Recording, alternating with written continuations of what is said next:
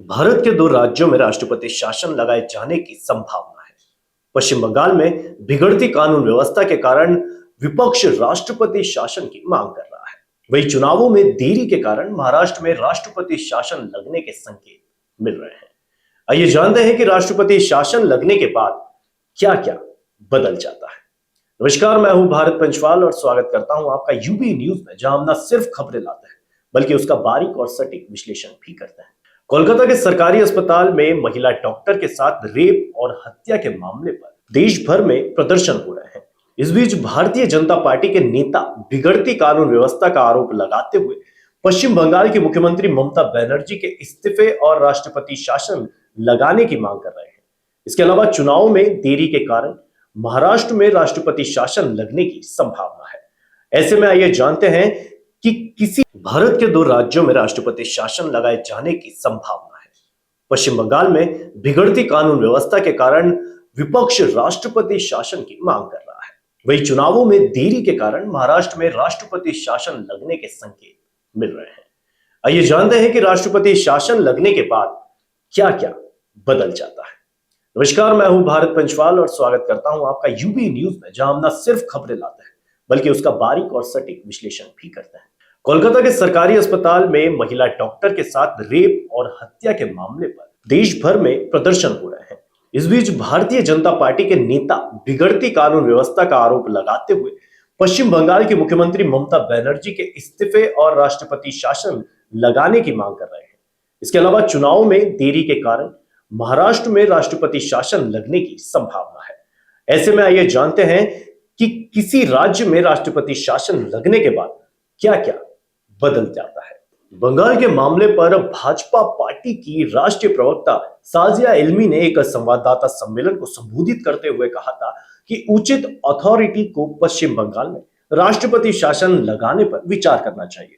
वही जानकारी है कि महाराष्ट्र विधानसभा का कार्यकाल खत्म होने के 6 महीने के अंदर चुनाव हो सकते हैं। यानी 26 नवंबर 2024 को जब महाराष्ट्र में विधानसभा का कार्यकाल खत्म होगा, उसके बाद राष्ट्रपति शासन लग सकता है। मुख्य चुनाव आयुक्त राजीव कुमार ने इस पर प्रेस कॉन्फ्रेंस में कहा था कि राष्ट्रपति शासन लगाने में कुछ भी गलत नहीं है। मतदान और गिनती की प्रक्रिया कुछ हफ्तों में पूरी कर ली जाएगी। राष्ट्रपति शासन लगाने की व्यवस्था संविधान के अनुच्छेद 355 और अनुच्छेद 356 में दी हुई है। अनुच्छेद 355 कहता है कि केंद्र सरकार को राज्यों को बाहरी आक्रमण और आंतरिक अशांति से बचाना चाहिए। केंद्र सरकार को सुनिश्चित करना चाहिए कि राज्य सरकारें संविधान के अनुसार चल रही है।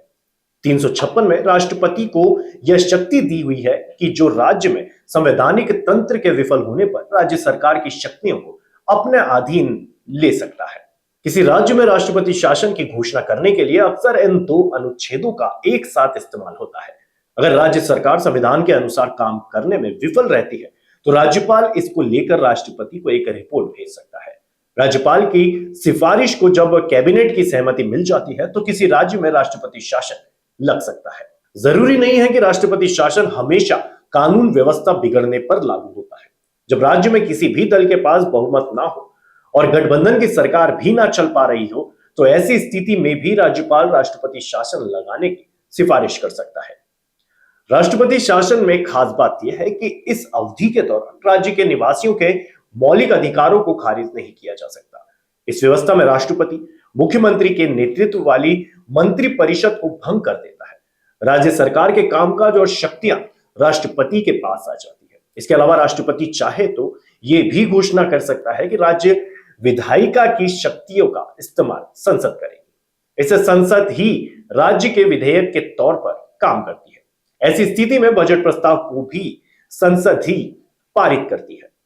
राष्ट्रपति शासन का प्रावधान केंद्र सरकार को किसी भी असामान्य स्थिति से प्रभावी ढंग से निपटने में सक्षम बनाते हैं। राष्ट्रपति शासन लगने से 2 महीने के भीतर संसद के दोनों सदनों, लोकसभा और राज्यसभा द्वारा इसको अप्रूव किया जाना जरूरी है।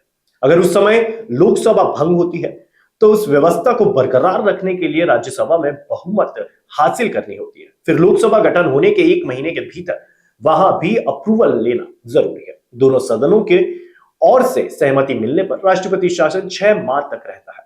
इसे 6-6 महीने करके अधिकतम 3 साल तक बढ़ाया जा सकता है।